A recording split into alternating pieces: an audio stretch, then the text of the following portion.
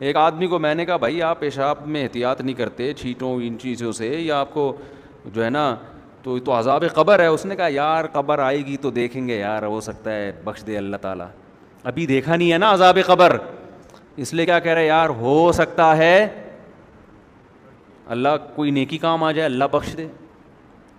لیکن اگر کوئی عذاب قبر دیکھ لے نا تو پھر یہ کیفیات نہیں ہوں گی, پھر تو وہ ایسا ہو جائے گا کہ اس کو خوف کم کرنا پڑے گا اس کا, کہ بھائی اللہ سے امیدیں. تبھی تو دیکھو نبی صلی اللہ علیہ وسلم سے بہت ساری حدیثیں امیدوں کی منقول ہیں, ایسی روایتیں ہیں کہ عام عوام میں ہم ان کو بیان کریں نا تو ڈر لگتا ہے کہ لوگ اس کا غلط مطلب نہ سمجھیں.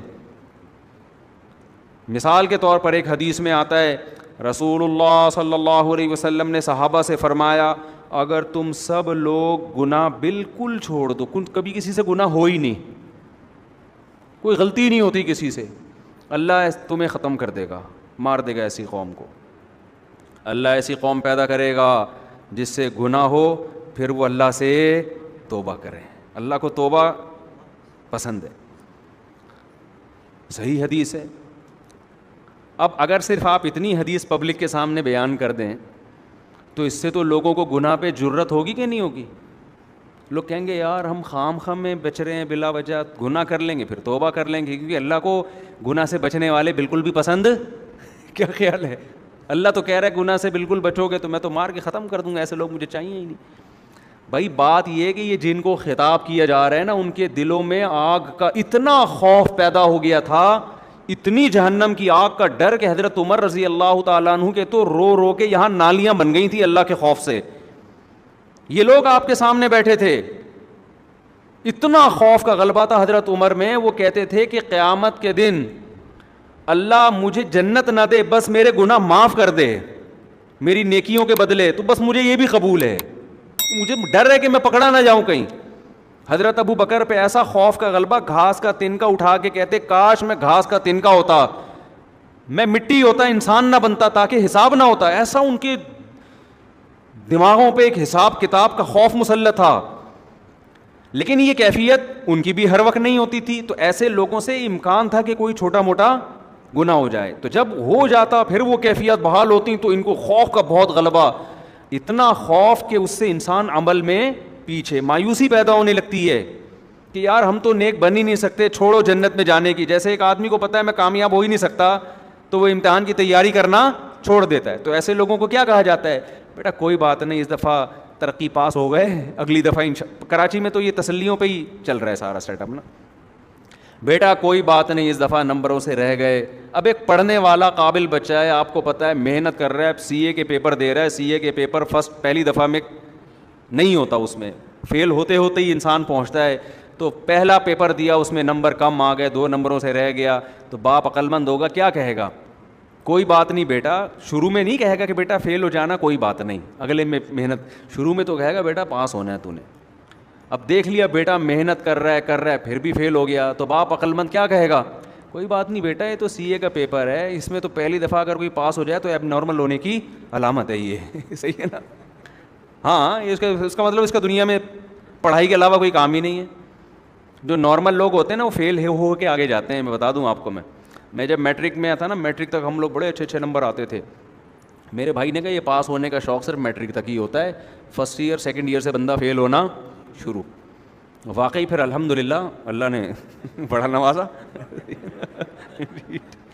فرسٹ ایئر میں 2-3 پیپر مشکل تھے, ہم نے چھوڑ دیے کہ سیکنڈ ایئر میں دیں گے, اس کو اکٹھے دے دیں گے. تو اور ذہین لوگ مشکل سے ہی پاس ہوتے ہیں, یہ بھی میں آپ کو بتا دوں, ان کا دماغ ادھر ادھر چلتا بہت ہے. لڑکیاں جو پڑھائی میں اتنی آگے ہیں نا, یہ ذہین ہونے کی علامت نہیں ہے, یہ ان کی فکر کیا ہوتی ہے, وہ محدود ہوتی ہے نا. ان کو پڑھائی ہے تو پڑھائی, آدمی کے پاس تو اتنے مسئلے ہیں, وہ چھوڑو بھی کیا کیا مسئلے آپ لوگ کے, وہ تو گھومتا رہتا ہے اس کا دماغ. وہ اگر خود پڑھ رہا ہوگا اور کوئی اس کی کلاس فیلو شوق سے پڑھ رہی ہوگی تو اس کو وہ پڑھتی بھی زیادہ اچھی لگ رہی ہوگی کتاب کی نسبت. کہہ رہے یار سبحان اللہ, اصل تو یہ ہے, ٹھیک ہے نا. اس کا دماغ ایک جگہ ٹکتا نہیں ہے, پھر سوچتا ہے, پھر وہ سیاسی حالات اور پھر بہت سارے آدمی کے دماغ میں نا چیزیں بھری ہوئی ہوتی ہیں. پڑھائی میں نمبر لانے والے 2 قسم کے لوگ ہوتے ہیں, یا تو بہت محنتی ذہین یا بہت بے وقوف. یا تو بہت ہی محنتی ہو نا وہ بھی چلے جاتے ہیں, یا میں نے پڑھائی بہت بے وقوف لوگوں کو دیکھا ہے کہ نمبر اچھے آ رہے ہوتے ہیں رٹے لگا لگا کے. درمیانی طبقہ تو تھوڑا سا اس میں دماغ ہونا وہ پھر بہت مشکل سے پڑھائی, وہ ٹکتا ہی نہیں ایک جگہ. وہ پھر کبھی وہ بیٹھتا ہے تو کہتا ہے یار ڈاکٹر کی میڈیکل کالج میں پڑھتا ہوں تو ٹھیک ہے تو تیاری کرتا ہوں. پھر کہتے ہیں میڈیکل کالج جب تھوڑا مشکل لگتا ہے کہہ رہے ہیں انجینئر بن جاؤ نا, میڈیکل کالج کی کیا ضرورت ہے. اگلے دن وہ کہتا ہے چلو انجینئرنگ پڑھتا ہوں. پھر کہتے ہیں انجینئرنگ چھوڑو بزنس میں دیکھو کتنا پیسہ ہے یار. اگلے دن یہ ہمارے یہاں لڑکے بیٹھے ہوئے پلان بنا رہے ہوتے ہیں, پھر وہ بزنس کی طرف آئے گا. پھر کہتا ہے ان سب چھوڑو 4 شادیاں کرو رزق خود بخود آئے گا. مفتی صاحب کا بیان ہے, آخر میں یہاں کے اینڈ ہوتا ہے. ٹھیک ہے نا کہ یار شادیاں کرو بچے پیدا کرو, اللہ کہتا ہے شادیاں کرو رزق خود بخود چھپڑ پھاڑ کے آئے گا. تو پھر وہ کسی کام کا رہا ہی نہیں, تو دماغ اس کا گھومتا ہے. تو میں کیا بات کر رہا تھا, کہاں سے کہاں اتنی باتیں منتشر ہو رہی ہیں. نہیں وہ تو چل رہا تھا, یہ مثالیں یہاں کہاں سے آئیں. میں یہ عرض کر رہا تھا کہ 2 جذبے ہوتے ہیں نا انسان میں جو اس کو موٹیویٹ کرتے ہیں. نہیں یہ مثالیں یہاں کہاں سے آنا شروع ہو گئیں. ہاں میں عرض کر رہا تھا کہ دیکھو نبی صلی اللہ علیہ وسلم نے کن صحابہ کو یہ حدیث بتائی. میں سی اے کی مثال دے رہا تھا کہ یار ایک پیپر رہ گیا تو باپ کیا کہتا ہے کہ بیٹا یہ تو سب کہ رہ ہی جاتا ہے, یہ تو سب کا رہتا ہے, کوئی بات نہیں اگلے میں ٹرائی کر لینا.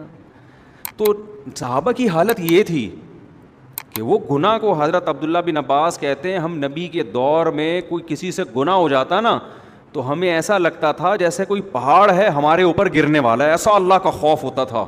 اب خود دیکھو نا ایک صحابی سے زنا ہوا, نبی سے آ کے کہہ رہے ہیں کہ مجھے رجم کریں, پتھر مار کے ہلاک کریں. نبی نے ان کو نکال دیا اپنی محفل سے کہ جاؤ, بتا دیا گویا بزبان حال کہ توبہ کرو بس اللہ سے. تسلی نہیں ہو رہی, دوبارہ آئے یا رسول اللہ آپ مجھ پہ حد جاری کریں. عورت بھی ایسا کر رہی ہے, عورت کا دل تو بہت کمزور ہوتا ہے, وہ تو پتھر مارنا اس کے لیے مشکل ہے. وہ یہ منظر نہیں دیکھ سکتی کہ لوگ کسی کو پتھر مار رہے ہوں, اور وہ نبی کے پاس صحابی آ رہی ہیں یا رسول اللہ مجھ سے زنا ہو گیا آپ مجھ کو رجم کریں. نبی نے ان کو بھیج دیا واپس, جاؤ, یعنی اشارہ کر دیا کہ بھئی اللہ سے توبہ کرو. دوبارہ آئیں, چوتھی بار آئیں تو نبی نے کہا کہ تمہیں حمل ہے, واپس چلی جاؤ. وہ اگر دوبارہ نہ آتی نبی ان کے پیچھے کسی کو نہیں بھیجتے. کتنا خوف, بچہ جن لیا, بچہ لے کر آئیں یا رسول اللہ اب اس کی جان ضائع نہیں ہوگی کیونکہ بچے کا کیا قصور تھا, آپ مجھے رجم کریں. نبی نے فرمایا اگر تمہیں رجم کر دیا تو اس بچہ تو ماں کے بغیر یہ اس کی تو تربیت ہی نہیں ہو سکے گی, یہ تو روٹی پانی کا محتاج ہے. دوبارہ چلی گئی, 7 سال کا بچہ ہوا نا روٹی کھانے کے قابل. کتنا ڈھیلے کیا نبی نے ان کو کہ یہ واپس نہ آئیں. وہ واپس آئیں, بچے کے ہاتھ میں روٹی کا ٹکڑا کہ یہ خود کھاتا ہے اب. تو پھر ان کو رجم کیا, جنازہ پڑھایا نبی نے. حضرت عمر نے عرض کیا یا رسول اللہ ایک عورت نے زنا کیا, آپ جنازہ پڑھا رہے ہیں. تو نبی نے فرمایا لقد تابت توبة لو قسمت بین 70 من اہل المدینة لوسعتهم. اے عمر اس نے ایسی پیاری توبہ کی ہے کہ اگر مدینہ کے 70 کبیرہ مرتکب گناہ گاروں میں اس کو ڈیوائیڈ کیا جائے نا تو ہر ایک کی بخشش کے لیے کافی ہو جائے. 70 آدمیوں کی توبہ اس ایک نے کی ہے, اکیلی نے. تو ایسے خاندانی لوگ تھے, گناہ شیطان نے کرا دیا. ان کو یہ کہا جا رہا ہے, امیدیں دلائی جا رہی ہیں, اتنے مایوس نہ ہو, کوئی بات نہیں, ہو گیا, گڑ گڑاؤ اللہ کے سامنے. یہ گڑ گڑانا بھی اللہ کو پسند ہے, اور اتنا پسند ہے کہ اگر سارے ہی نیک بن جائے نا ایسے صوفیوں کو اللہ ختم کر دے گا. اللہ کہے گا معافی مانگنے والے کہاں گئے بھائی. تو یہ ان کے بارے میں, ہمارے بارے میں قطعاً نہیں ہے کہ ہم کہیں یار اچھا ہوا ہم بھی گناہ کر رہے ہیں. بھائی ہم تو, وہ ہماری کیفیات ہی نہیں بن رہی گناہ کر کے, وہ ہمیں خوف ہی پیدا نہیں ہو رہا. تو میں جلدی سے اصل بات کی طرف آتا ہوں کہ بھائی صرف ایمان کافی نہیں ہے, وہ کیفیات بنانا ضروری ہیں. تبھی تو قرآن کہتا ہے اذا تلیت علیہم آیاتہ, ایمان والے وہ ہیں جب ان کے سامنے ہماری آیات تلاوت کی جاتی ہیں, وجلت قلوبہم, ان کے دل دہل جاتے ہیں. وَإِذَا سَمِعُوا مَا أُنزِلَ إِلَى الرَّسُولِ, جب یہ اس کلام کو سنتے ہیں جو رسول پہ نازل ہوا, تَرَىٰ أَعْيُنَهُمْ تَفِيضُ مِنَ الدَّمِ, اے نبی آپ دیکھتے ہیں ان کی آنکھوں سے آنسو بہنا شروع ہو جاتے ہیں. یہ وہ کیفیات تھیں جو صحابہ کی بنتی تھیں. آج ہمارے دل کیا ہو گئے, خشک. سخت ہو گئے. قرآن کہتے ہیں نا فویل للقاسیۃ قلوبہم, جن کے دل سخت ہو گئے, نصیحت کی بات ان کے دل پہ اثر نہیں کر رہی. اچھا دیکھو قرآن بار بار دل کا ذکر کر رہا ہے, دماغ کا ذکر نہیں کر رہا, حالانکہ بات جاتی کہاں ہے, پہلے دماغ میں جاتی ہے, لیکن قرآن تذکرہ کس کا کر رہا ہے, دل کا. وجہ اس کی ہے کہ دماغ میں جب جذبات بنتے ہیں نا تو فوراً اثرات کہاں آتے ہیں, دل پہ آتے ہیں. آپ کی بیوی آپ سے کہے نا مجھے آپ سے محبت ہے, آپ کو اگر بیوی سے عشق ہوگا ایک دم آپ کے دل کی دھڑکن, کوئی اجنبی لڑکی آپ سے اگر کہے کہ مجھے آپ سے بہت محبت ہے, کہ کسی کنوارے چھڑے چھاٹ سے کہے, دل ایک دم کنٹرول سے باہر ہو جائے گا نا, یوں یوں یوں جا رہا ہے, اس کو قابو میں رکھنا مشکل ہو جائے گا, اٹیک نہ ہو جائے, اچھل اچھل کے آئے گا. تو اثر دماغ پہ ہو رہا ہے یا دل پہ ہو رہا ہے, دل پہ ہو رہا ہے, دل ہلے گا اس کا. لیکن بیوی صبح سے شام بولتی رہے کہ مجھے آپ سے محبت ہے, آدمی کہتا ہے کوئی تیرے اس کے علاوہ کوئی کام نہیں ہے. وجہ کیا ہے, وہ جذبات کیا ہو گئے, ختم. تو دماغ تو ہلے گا, دل پہ اتنا سا بھی اثر نہیں ہو, اور اگر ہوگا بھی تو الٹا ہوگا, یعنی الٹا اثر. جیسے کوئی خاتون شادی سے پہلے کہہ دیتی نا آئی ہیٹ یو, تو وہ والا اثر ہوگا, اس میں جو دل ہلتا نا یہ والا ہلنا شروع ہو جائے گا, اس طرح کا دل ہلتا ہے.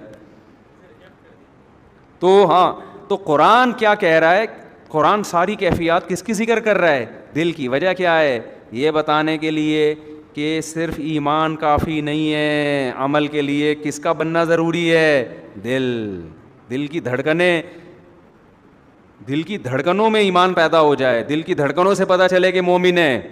اب سوال وہی میں جلدی سے جواب دے دیتا ہوں, بہت سوال کر لیے کہ یہ کیفیات پیدا کرنا ضروری ہے, یہ نہیں تو پتہ چل گیا نا.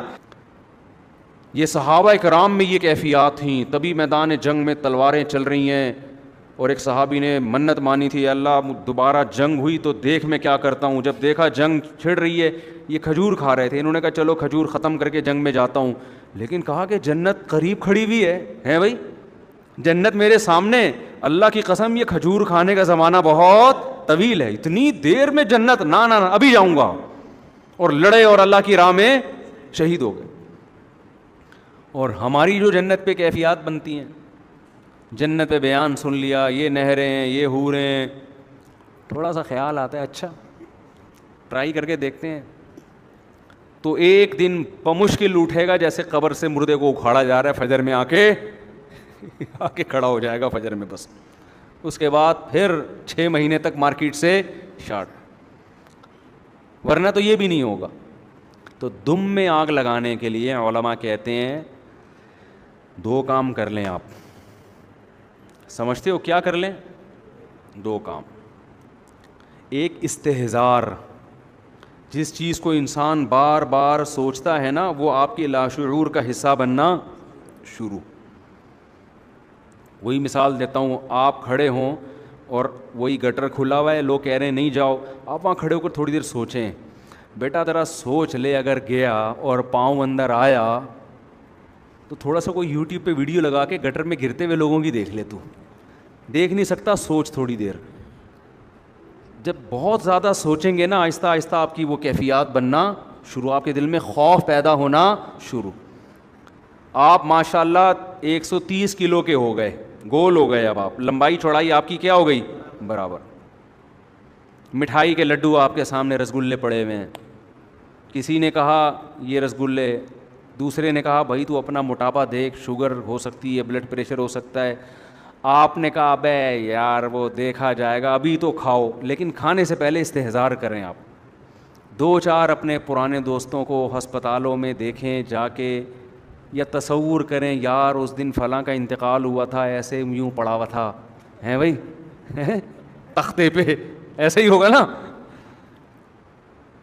ایسے تختے پہ پڑا ہوا تھا, اچھا بھلا ہٹا کٹا تھا, اس دن فلاں کو برین ہیمریج ہوا تھا, اب وہ تھا, اب ہے بولو, اس کا جنازہ اتار رہے تھے ہم قبر میں. جب یہ سوچنا شروع کریں گے نا تو وہ لڈو میں آپ کو وہ لڈو زہر لگنا شروع ہو جائیں گے, آپ کو اس میں سانپ کے پھن نظر آئیں گے. سمجھ رہے ہو کہ نہیں سمجھ رہے؟ سانپ کے پھن نظر آئیں گے اس کے اندر. آپ اگر جتنا سوچو گے اتنا وہ زہر لگے گا آپ کو, اتنا زہر لگے گا. تو مریضوں کا جب انسان سوچتا ہے نا بھائی وہ بھی ان کے ساتھ یہ ہو گیا, ان کے ساتھ, جب سوچتا ہی نہیں ہے تو پھر پھوڑتا چلا جائے گا. یقین تو ہے کہ ایسا ہوگا لیکن استحزار نہیں ہے, اس کو کہتے ہیں استحزار. استحزار کا مطلب حاضر کرنا کسی چیز کو, دماغ میں لائیں اس کو. تو علماء کہتے ہیں 24 گھنٹے میں ایک ٹائم نکال کے نا سوچا کریں, ایک دن پھٹے پہ لیٹا ہوا ہوں گا میں, موت کا یقین سب کو ہے, استحزار نہیں ہے, سب کو پتہ ہے مریں گے. کوئی آپ کو آ کے کہتے ہیں مریں گے تو کون سی کوئی نئی معلومات دے رہا ہے, پتہ ہے مریں گے تو کیا کروں میں, مریں گے تو چل آج فلم دیکھنے چلتے ہیں. لیکن اگر تھوڑی دیر کھوپڑی استعمال کرنا ہے بیٹا, اس کا مطلب پتہ ہے کیا ہے مریں گے کا, تھوڑی دیر سوچ لیں. ایک دن پھٹے پہ لیٹا ہوا ہوں گا. ہمارے حضرت سے جب ہم بیعت ہونے گئے نا تو حضرت سے بیعت ہو گئے ہم, حضرت نے وعدے کیے نماز پڑھیں گے, یہ کریں گے. پھر حضرت نے ایک عمل بتایا, فرمایا روزانہ 5 منٹ کسی بھی ٹائم پہ یہ سوچنا ہے کہ ایک دن میں پھٹے پہ لیٹا ہوا ہوں گا اور مجھے غسل دیا جا رہا ہو. دائیں کروٹ لٹاؤ جی مفتی طارق مسعود صاحب کو, اس وقت مفتی بھی مشہور نہیں تھے. طارق صاحب کو دائیں طرف لٹاؤ, ادھر سے پانی بہاؤ. ڈر لگ رہا ہے کہ نہیں لگ رہا؟ اس لیے نہیں لگ رہا کہ میں لیٹا ہوا ہوں. آپ لیٹو گے پتہ, ابھی مجھے لگ رہا ہے, آپ کو تھوڑی لگے گا. آپ بھی اتنے ہوشیار ہو, میرے بارے میں سوچ رہے ہو کہ پھٹے پہ, میں آپ کو اس لیے میں اپنی مثال دے رہا ہوں کہ اپنے بارے میں سوچو. سمجھ رہے ہو, آپ بھی نا, شیطان کہتا ہے اچھا یہ بھی لیٹے ہوئے ایک دن پھٹے پہ, تو آپ یہاں لیٹے ہوئے نہیں ہوگے پھٹے پہ. تو سوچو اپنے بارے میں, کسی کا نام سعید ہے, کسی کا نام وسیم ہے, وہ سوچے وسیم تو ایک دن کہاں ہوگا. خدا کی قسم یہ اتنی بڑی حقیقت ہے نا, دنیا میں الطاف بھائی کراچی آ سکتے ہیں, رفع مقدمہ چل سکتا ہے, لیکن ایسا ہو نہیں سکتا. یہ پاکستان میں مہنگائی ختم ہو سکتی ہے, کشمیر آزاد ہو سکتا ہے, یہ سب ممکن ہے. ایسا ہو نہیں سکتا کہ آپ پھٹے پہ نہ لیٹیں. سمجھ رہے, اور یہ بھی خوش قسمت ہوگی کہ پھٹا ملے گا, ورنہ دھماکے میں اڑ گئے تو پھٹا بھی نہیں ملے گا آپ کو. سمجھ رہے ہو کہ نہیں سمجھ رہے؟ یہاں تو یہ بھی امکان ہوتا ہے کہ پھٹے سے بھی گئے, قبر بھی آج کل چند لوگوں کو ہی مل رہی ہے. تو یہ استحزار جب کرو گے نا روزانہ بیٹھ کر, بیٹا کچھ بھی روزانہ نا سونے سے پہلے میں منع کر رہا ہوں یہ استحزار کا. آج کل لوگوں کے دل کمزور ہیں, وہ پھر پھٹے پہ ہی نہ لیٹے ہیں کہیں جا کے, اتنا مسلط کر لیتے ہیں کہ وہ رات ان کی. ویسے تو اکابر بزرگ یہ بتاتے تھے سونے سے پہلے یہ مراقبہ کرو, اس کو مراقبہ کہتے ہیں. آج کل جو مراقبے سینٹر ہے ٹوپی ڈرامے ہیں, یہ مراقبے تھوڑی ہو رہے ہیں, پتہ نہیں نیلی روشنی پیلی گلابی, یہ سب ٹوپی ڈرامہ ہے. مراقبے کا مطلب یہ ہوتا ہے کہ آپ یہ استحزار کرو, بیٹا بہت جلد پھٹے پہ تو لیٹنے والا ہے. یہ سارا منظر سوچا کریں کہ پھر میرے کپڑے اتارے جائیں گے, ایک چادر ڈالی جائے گی, ادھر سے جی غسل دے رہے ہیں, ادھر سے لٹا رہے ہیں, یوں کر رہے ہیں, استنجا کرا رہے ہیں, اور میں پڑا ہوا کوبے یارو مددگار, کچھ بھی نہیں حرکت ہوگی مجھے. وہ امریکہ جانے کے پلان, وہ پراپرٹی, بحریہ ٹاؤن میں اتنے پلاٹ اور ایسا بنگلہ اور 4 شادیاں, سب کہاں گئیں؟ کھڈے میں گئیں. اور یہ جو میرے پلان تھے سی اے کا 1 سیمسٹر باقی رہ گیا ہے, اس کے بعد نوٹ چھاپیں گے, یا چھاپ لیے ہیں تو اب گھر خریدیں گے, یا خرید لیا ہے تب اس میں رہیں گے. کہیں نہ کہیں اسٹاپ پہ بریک لگ کے آدمی کہاں چلا جاتا ہے؟ پھٹے پہ چلا جاتا ہے. بہت سے لوگ تو ہم نے دیکھے پوری زندگی انہوں نے پلان بنایا, ہماری زندگی خواہش ہے اپنا گھر بہت بڑا ہو, لیکن وہ خواہش پوری ہونے کا جب ٹائم آیا تو ان کے پھٹے کا ٹائم آ چکا تھا. مولانا عباد الرحمان صاحب بڑا پیارا بیان کر رہے تھے نا تبلیغ میں, مجھے بڑا مزہ آیا ان کے بیان میں. وہ بیان میں کہہ رہے تھے ابھی کراچی اجتماع میں کہ لوگ تبلیغ میں وقت نہیں لگاتے, کہتے ہیں پہلے سیٹ ہو جائیں پھر ہم تبلیغ میں نکلیں گے. پہلے سیٹ کا مطلب لوگوں کا یہ ہوتا ہے کہ جی اب ہم ابھی یہ کریں گے کہ ابھی ہم شادی کریں گے, پھر ہمارے بچے ہوں گے, پھر ان کے وہ ایجوکیشن ہے, پھر تعلیم ہے, پھر یہ کیا, پھر یہ کیا. اس کے بعد جناب جب بالکل تمام کاموں سے فارغ ہو گئے, بالکل جب سیٹ ہو گئے نا ہر کام میں, پھر چلہ لگائیں گے.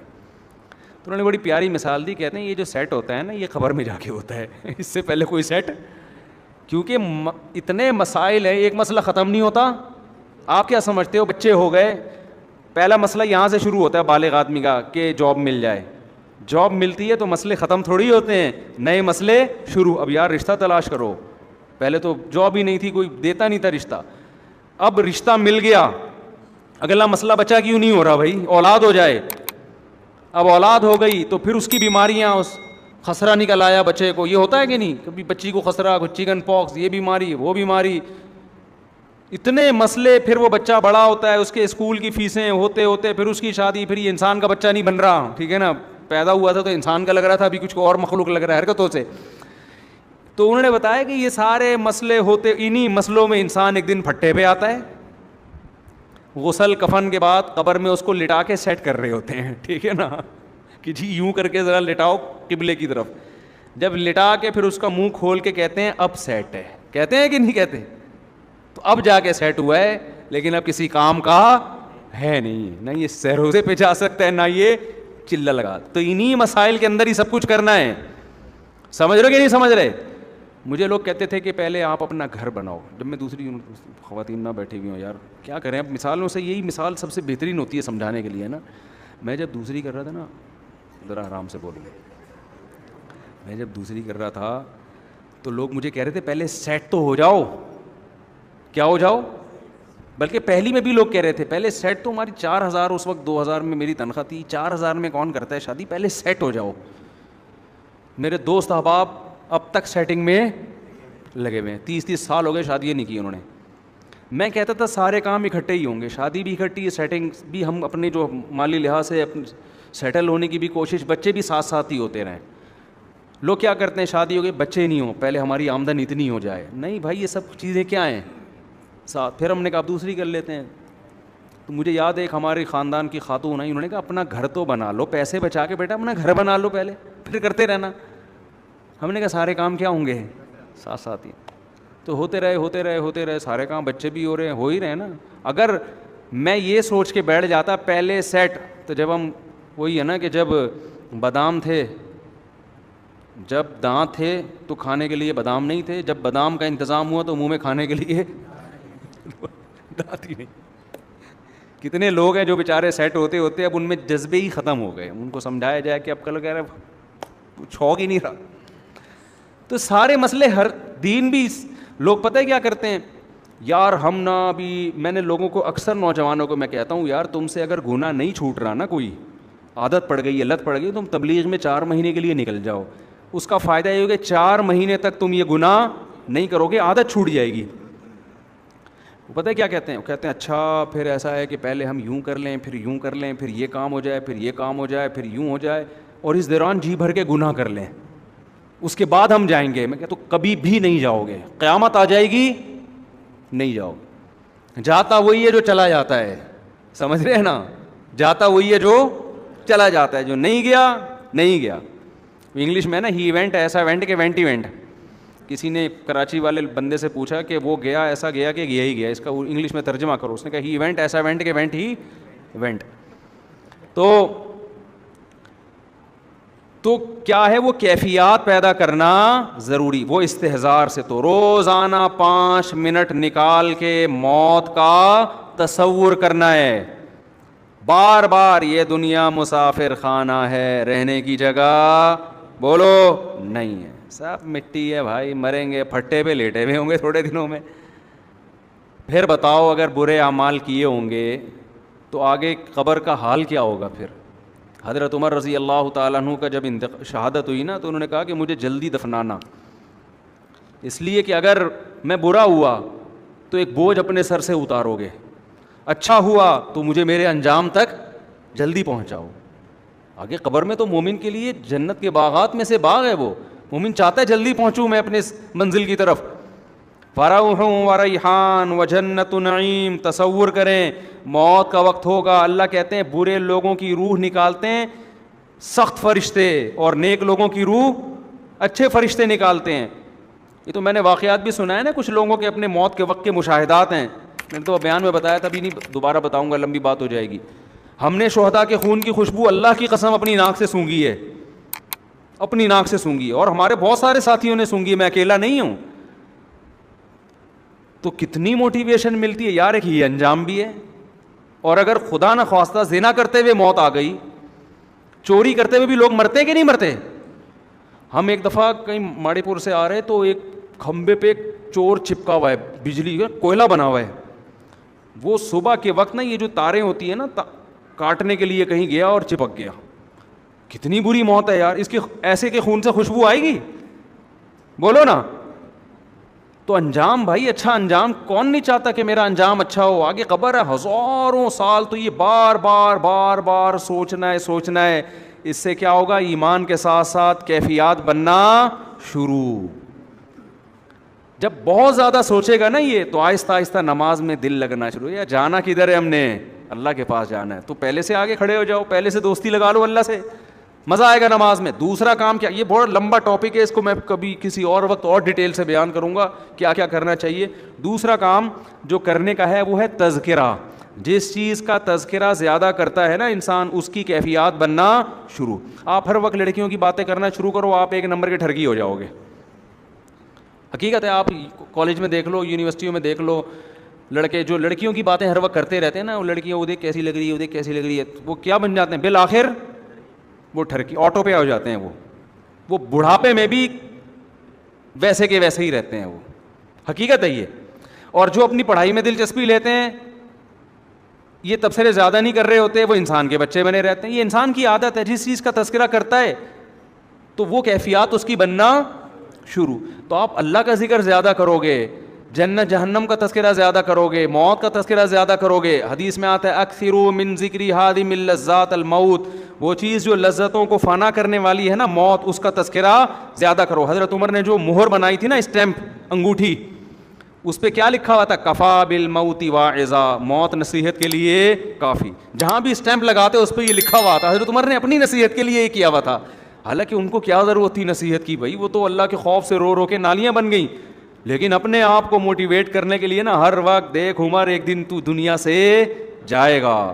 جہاں بھی, وہ تو خلیفہ تھے نا, جگہ جگہ تحریریں لکھ کے اسٹیمپ لگانی پڑتی تھی. جب اسٹیمپ لگاتے موت لکھا ہوا آتا سامنے, کفا بالموت واعظا, کفا بالموت واعظا.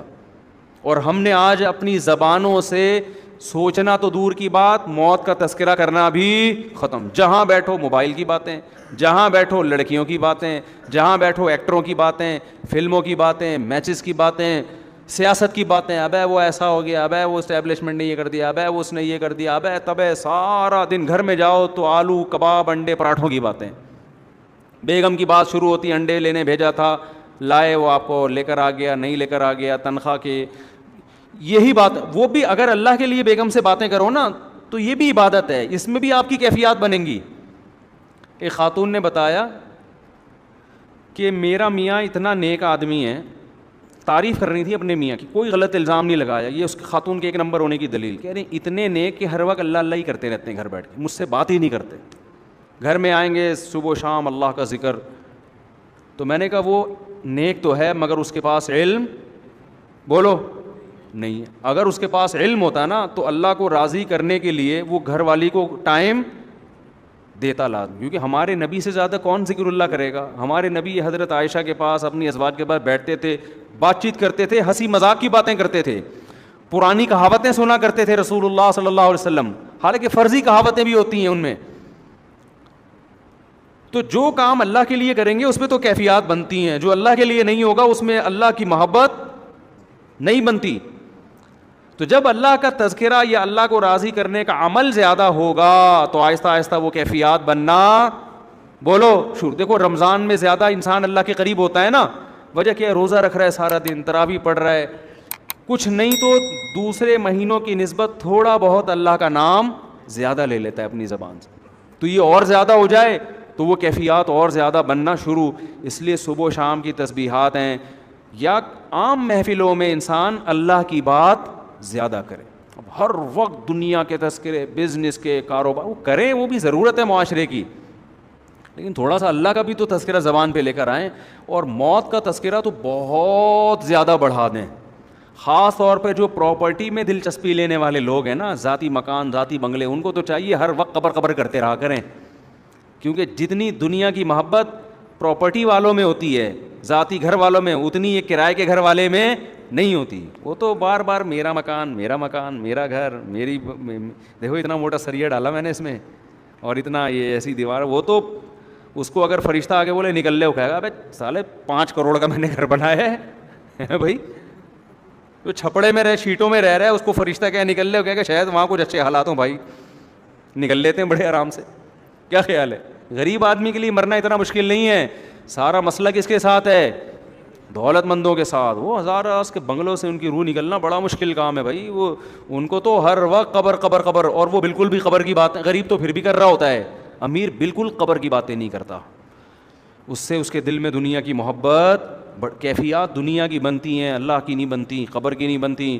صحابہ کرام میں بعض ایسے کروڑ پتی تھے, حضرت عثمان تو بہت مالدار تھے, کیفیات کیسی تھیں, ایک ایک رکعت میں پورا قرآن ختم کیا ہے عبادت میں. حالانکہ آج کسی کے پاس اتنی دولت ہو, اس کا عبادت میں اتنا دل لگے گا ہے بھائی؟ کہے گا یار یہ کر لو, وہ تو یہ گھومتا ہی رہے گا. تو صحابہ کرام میں جو بڑے بڑے مالدار تھے, ایسے ہی عبادت کے ان کے جذبے دعاؤں میں. تو یہ کیفیات زبان کے تذکرے سے بنتی ہیں اور بار بار سوچنے سے.